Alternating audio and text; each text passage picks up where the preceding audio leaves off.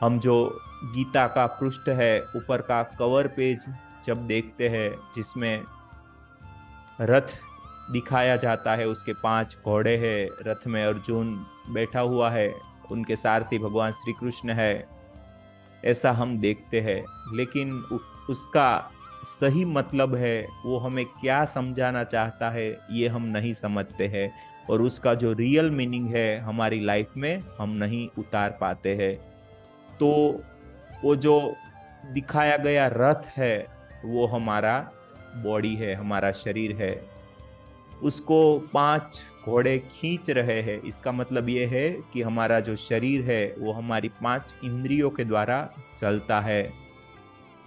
उसका जो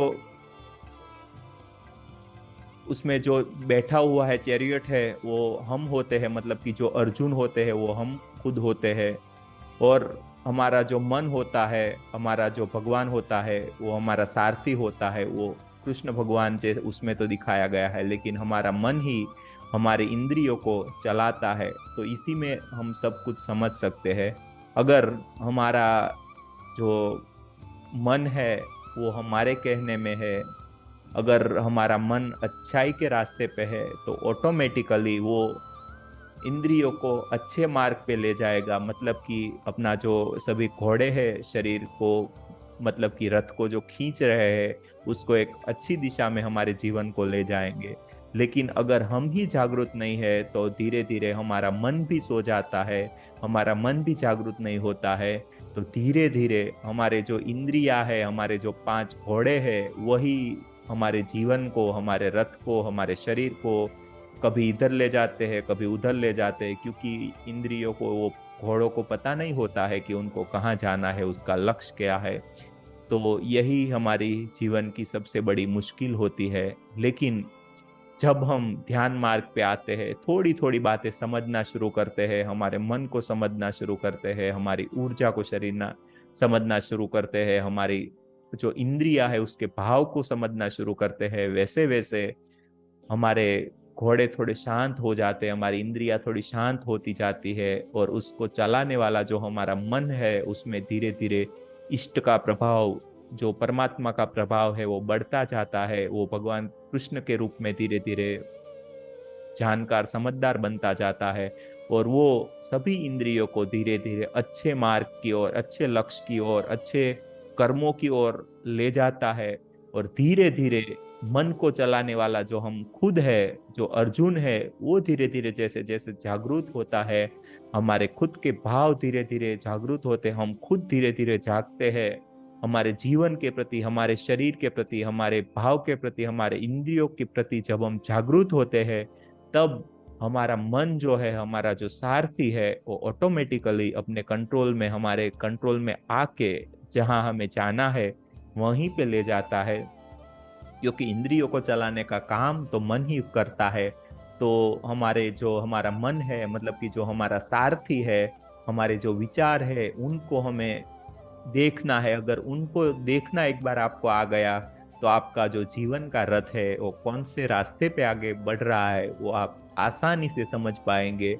और अपने जीवन के रथ को आपको कहीं पे भी मोड़ना होगा, तो आप आराम से एक अच्छे रास्ते की ओर उसको मोड़ पाएंगे। तो बस यही था आज का सेशन। आप में से किसी भी को कुछ भी पूछना हो, या कुछ भी अपना प्रश्न करना हो, या कुछ भी अपनी बात रखनी हो, एक्सपीरियंस शेयर करना हो, तो कृपा करें।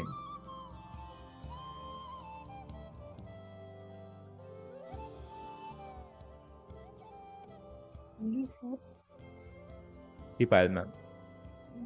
सर मैं अभी से 2-3 दिन से शुरू कर रही हूँ ध्यान, तो अभी अब मेरा सही चल आपकी रहा है ना? आवाज अच्छे से नहीं, हाँ जी बोलिए। हाँ, ऐसे बोल रही हूँ, 4-5 दिन से मैंने अभी किया है, ध्यान शुरू किया है, वो ठीक चल रहा है ना? ठीक। ध्यान मैंने 4-5 दिन से शुरू किया है अभी,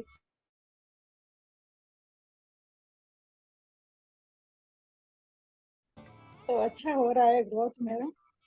बहुत अच्छा ग्रोथ हो रहा है, अभी ही आपने शुरू किया है और तो ध्यान भी लग रहा है, तो यही अच्छी बात है। आपको बस ध्यान का वक्त बढ़ाना है। सुबह, दोपहर, शाम 3 टाइम खुद के साथ में थोड़ा निकालना है, खुद को समझने का प्रयास करना है। हम हमारी लाइफ में और लोगों को, हमारे फैमिली मेंबर्स को, हमारे बच्चों को, हमारे सभी लोगों को तो बहुत वक्त देते हैं, लेकिन खुद के लिए वक्त नहीं निकालते हैं, खुद का थोड़ा सपोर्ट नहीं करते हैं, खुद को समझने का प्रयास नहीं करते हैं। इसी वजह से सभी दुख दर्द प्रॉब्लम्स आते हैं। तब यही चीजें सब देख के धीरे धीरे अपनी लाइफ में आगे बढ़ना है, ठीक है। और एक सवाल सर, जी मेरा एक बच्चा है और दूसरे के हम प्रयास कर रहे हैं, तो वो जी क्यों जी नहीं जी। हो रहा है सर? कोई बात नहीं, कोई बात नहीं, हो जाएगा वो अपने आप धीरे धीरे। वो क्या होता है, हमारा पास्ट कर्मास की वजह से, हमारे पास्ट लाइफ कर्मास की वजह से ये सब सुख दुख आते रहते हैं।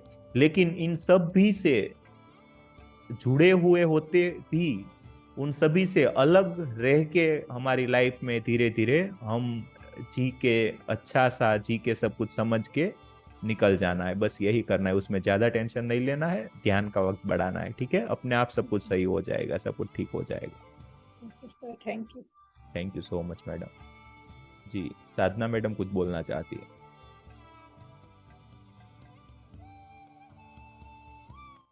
अनम्यूट करें अपने आप को, साधना मैम। जी मैम बोलिए। सर मैं सर मेरे जब कॉलेज में पढ़ता था उस टाइम एक फोटो था जो आपका आवाज ठीक से पार्वती नहीं आ रहा है, तो कृपया अपना जो ईयरफोन या हेडफोन लगाया हो उसका पिन निकाल के बात करे तो अच्छे से आवाज आ पाएगी। जी अब बोलिए। हाँ जी सर। जी बोलिए। जब मेरी शादी नहीं हुआ था कॉलेज के टाइम पे एक फोटो था शिव और पार्वती जी का। उस फोटो के साथ में सब शेयर करती थी, कभी दुख हो और कभी खुशी में सब शेयर करती थी। ऐसा लगता था मुझे जैसे कि मेरे साथ बात कर रहे हैं प्रभु जी और माता जी। और सोने के टाइम में भी मैं जो मंदिर में जो लिंग होता है ना, वो मैं देखता था जैसे कि मैं उसे पकड़े के ऐसे उनके पास बैठा हूँ। ऐसे क्यों होता था उस टाइम? ऐसा क्यों होता था, वो तो आपको अच्छा लगता होगा इसलिए आप करते होंगे, उसका तो कोई वो प्रॉपर जवाब नहीं होता है। लेकिन क्या होता है, ऊर्जा के जुड़ाव की वजह से ये सब चीजें घटित हुई होती है। हो सकता है कि मतलब कि आपने कुछ पुराने जन्मों में, पास्ट लाइफ में ऐसा कुछ पूजा वगैरह ज्यादा करने की वजह से इस जन्म में जो है हमारा